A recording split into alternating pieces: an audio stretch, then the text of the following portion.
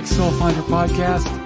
Looking forward to this one because Kathy just dropped a bomb on me telling me that we can talk about pizza. Why not? So I want to hear how you're going to talk about pizza. Well, there's so many things to talk about pizza. So pizza is one of the comfort foods of a lot of people. And everyone thinks, well, I shouldn't say everyone.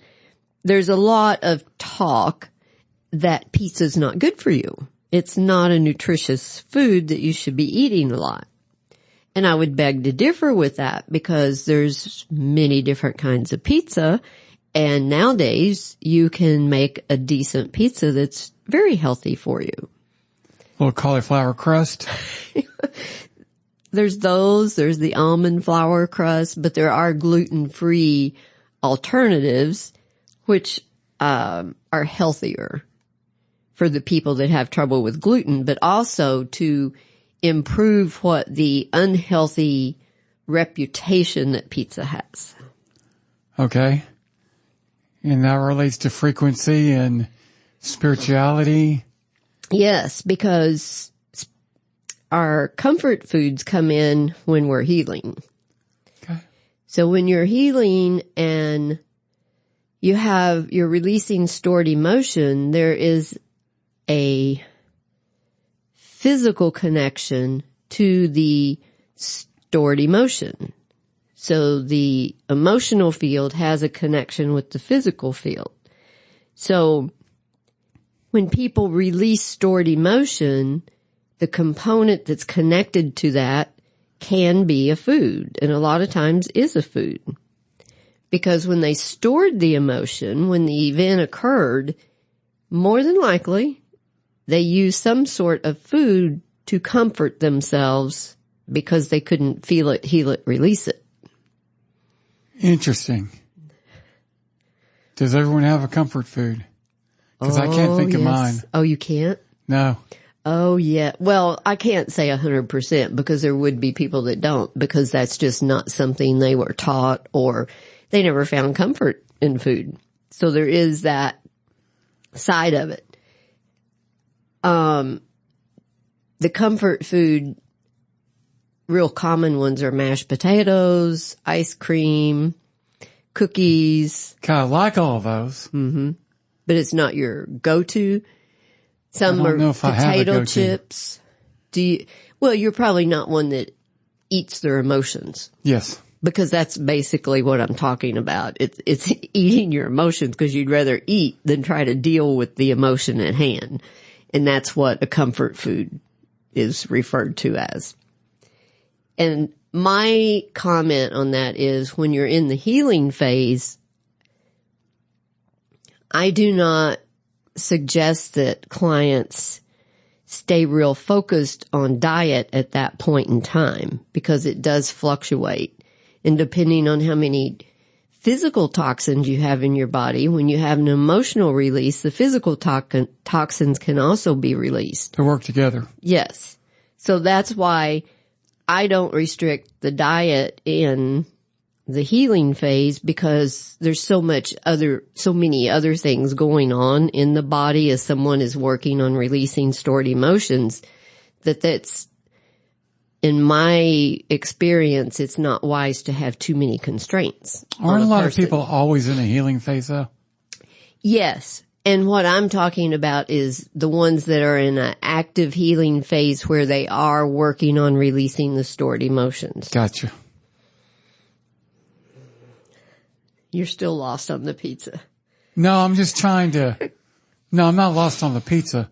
I'm trying to figure out whether I have a comfort food or not. Oh. And I guess I just don't. Usually it's when you crawl up on the couch and you mindlessly eat, or I'll do that. Well, what do you eat when you do that? Whatever's around. What is it commonly? What is it you like to have? Whatever. Pineapples. You like pineapples? I mean, whatever's around, very seriously. I'm going through a phase, and this has nothing to do with healing. It might. No, I don't think so. It's about, with me, eating's about convenience. Okay. And you can see the pictures. I've got, pictures of me, from media passes throughout the years. Right. And I used to be really, really, really fat. I like 320 and above. Uh-huh. And the reason I was really, really, really, really, really fat was because of drive-through windows. Oh. And eating in the car. And my calorie intake would depend on how long my drive was. Oh, 'cause you'd buy enough food to eat the whole time. Yes. And I would know exactly how much I could eat. So if I had a short drive, I didn't intake like too many calories. Uh-huh. But there was a time when I was driving from Allen to Arlington, which for those who don't know, the Dallas-Fort Worth Metroplex can be an hour and a half to 2 hour drive sometimes. Yes. So that was... And you would buy enough hamburger. What was your go-to food? What would you buy? Come on. Quite honestly, my go-to food, because I'm all about convenience. Mm-hmm. I don't want to think about it. So my go-to food on a long drive like that was two number 2 combos, value sized with regular Cokes. And it didn't matter what the number 2 combo was. Every fast food drive-through window has a number 2. I didn't even read the menu. You would just order the number 2. Just the number 2. I didn't want to be bothered. Did you? Okay, I get it. The number 2 could have been broccoli and cheese.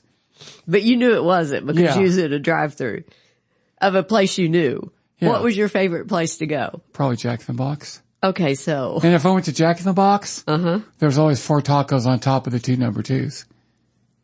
In addition to the number 2. Yes. And how many number 2s would you get? Therefore, depending on the There length? were days, and I kid you not, there were days where I would get 6 number 2s.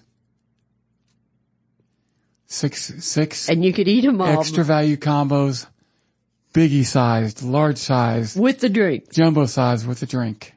And you'd have And those were my meals. That didn't count my trips to the vending machine. Right. Or, little snacks. Right. But it was convenient. I would eat. All the way to the place. You'd eat all that. Oh yeah. And then what? And then just go on with my day. Did you eat at the next meal? Or was that your food for the day? That was, if I had 6 number 2s, that was pretty much my food for the day. Okay, that's what I was thinking. So you had one big meal for the day. Throughout the day. Mm-hmm. So where did you go besides, Taco Bell, McDonald's. Okay. So Jack in any the of the Box. drive-thrus. Any drive-through. Order number 2 because Wendy's. of convenience, right? All about convenience. So you had checked enough number 2s that you knew you would like number 2. Yeah, I mean, regardless of where you were. People who eat fast food like that aren't really that picky. True. Sense of taste. So here's another one for pizza and everything else. So when we do have a comfort food, we tend to eat it mindlessly, meaning it is something we keep eating and we're not really paying attention to the taste, the texture, the smell. We're eating it for the physical sensation we get from it. There were times where traffic wasn't too bad, and I'd be thinking, gosh, I gotta finish this meal before I get to work or before I get to my destination. Right. And then you just start. Yeah, you just eat it, right? Yeah. You're not even thinking about what you're eating. Waste. Right. No waste. You can always speed up. You don't slow down. Right. See, a lot of people think fat people are lazy, but it's quite the opposite. Fat people, for the most part, live a much harder life. I would agree. They do live a much harder life. I think one of the misconceptions, this gets kind of spiritual. Mm-hmm. One of the misconceptions about fat people, and I have a problem with people who have a problem saying the word fat, by the way. There's nothing wrong with saying the word fat. Mm-hmm. As for coming from a former fat person, fat people know they're fat. Mm-hmm. So they don't mind hearing the word. Yeah, I knew I was fat. Mm-hmm. I wasn't insulted if someone called me fat. It's just a fact. Right. Okay. And by the way, a lot of fat people, I'm sure, are insecure. Yes, no doubt. But you know what? A lot of fat people like myself were actually very secure people. Mm-hmm. Because quite frankly, if they're really truly insecure, they couldn't be fat because they would care about what other people think. Mm-hmm. And a lot of fat people are so secure with themselves, they don't care what other people think. This is who I am. This is my weight. This is what I look like. Mm-hmm. Deal with it. Do you think that it can also be classified as a way of rebelling to be overweight? For some people. For some people, yeah, for sure. I would agree with that too. Nothing's ever 100% across the board. No, but it is interesting, like in my case, I lost over 100 pounds in less than a year. Okay. And part of what happened during that year was my office moved from Arlington to Las Colinas, which is about 75% of the drive. So I didn't have as much time to eat in the car as I used to. And you're saying that's why you lost weight? That could have contributed to it. So you didn't still seek out more food? Even on short drive days? No. If I knew I was only going to be driving 15 minutes, one number two. Uh-huh. If I was going to be driving 30 minutes, two number twos. So was it ever for every 15 minutes you needed one? Oh, well, I mean, that's kind of rough math, yeah. But if I knew I had the time, I had to do something in the car, I guess. I was going to ask you, what do you think it was about the drive and the food? I think it was having to do something in the car. You had to do something in the car. So when you were little and traveled in the car, did you have to have something to do? Do you remember what took place? I was interesting. In the car when I was little, my parents bought a station wagon. And this is part of my, I still have this today, this kind of independent streak. Uh-huh. Where, and a lot of people say this, but they don't really, they don't live it. Mm-hmm. But ideally, you leave me alone and I'm fine alone. Mm-hmm. I am just fine alone. So the example I use, my parents buy a station wagon, and if you're old enough to remember station wagons, the very, very way back seat was facing backwards. Uh-huh, right. And so most little kids want to sit shotgun in the front seat. And you'd sit back there. And there. I would call way back because I could be alone back there, alone with my thoughts. Uh-huh.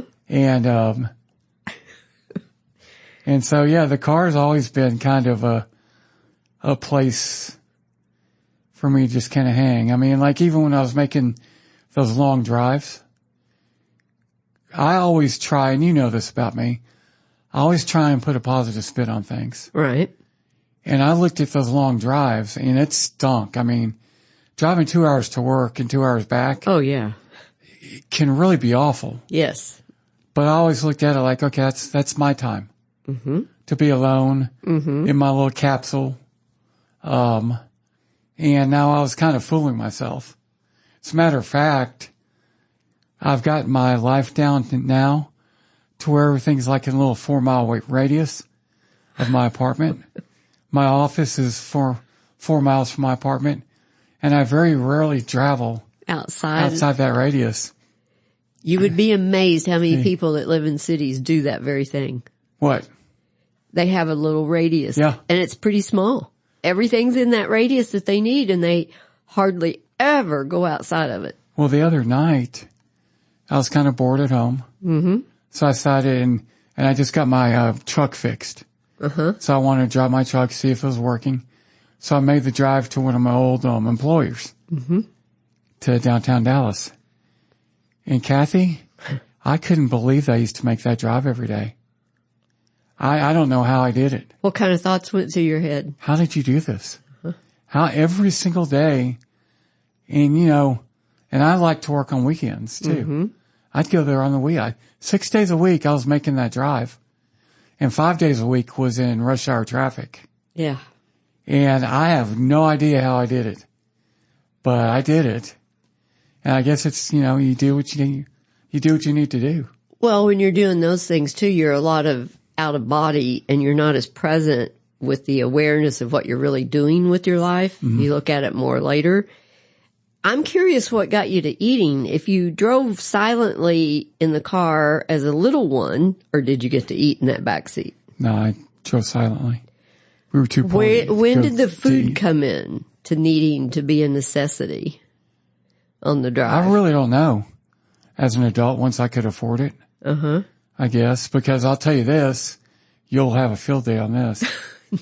So, I think it was 2007. I lost all that weight. Mm-hmm. And I decided I don't make New Year's resolutions, but I decided, you know what? That was a pretty big accomplishment last year, losing 100 pounds. I'd say. So I'm going to make a commitment this year, 2008. I'm going to make a commitment this year to learn to solve the Rubik's Cube. And I'll tell you what, that was a stupid resolution, because anyone can do it. Yes. And I learned to do it in 2 days. Ah, nice. Well, so that means I have 363 days with no goals. And so what I started doing, so I wasn't eating in the car, I guess, I put a Rubik's Cube in the car, and during stoplights, you'd stop I would try and solve it during a stoplight. Because I got to the point where I could solve the thing in like 2 or 3 minutes. Okay. So I guess I just needed something to do. And eating was easy. And I replaced that with the Rubik's Cube. I'm odd. I'll admit that I'm a very odd person. Not any odder than a lot of others out there. We all have our quirks. We all have our oddities. And that's what makes us human. That's what makes it fun, right? If you talk to another person and they're identical to you, would that be fun? No, but it'd be a great conversation. I'd be a smart, quality individual that I was talking to, who's a thinker. See? And I'll tell you what, too, as we're talking, I love doing these sessions with you, because it's almost like a session for me. Sometimes. And I feel guilty for that. No. But if you go back to your childhood, and you can speak to this, maybe we should do this in the next episode. Okay. But you forced me to go back to my childhood. Mm-hmm. I had some very good times in the back of that station wagon all by myself. Times that no one knew that I had. Mm-hmm. Because no one was paying any attention to me.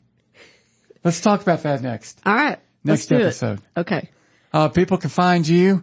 They can find Kathy at kathydcarter.com.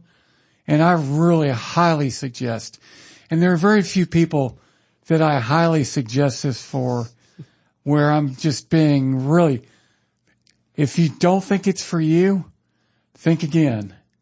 Because Kathy has made me a believer. And she's not forcing anything on you.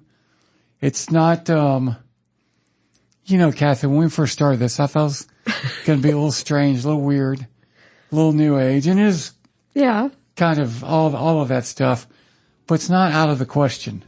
It's not, it's worthwhile. So check out the website, kathydcarter.com, the Soul Finder, and check out the podcast, and please share it with your friends and family.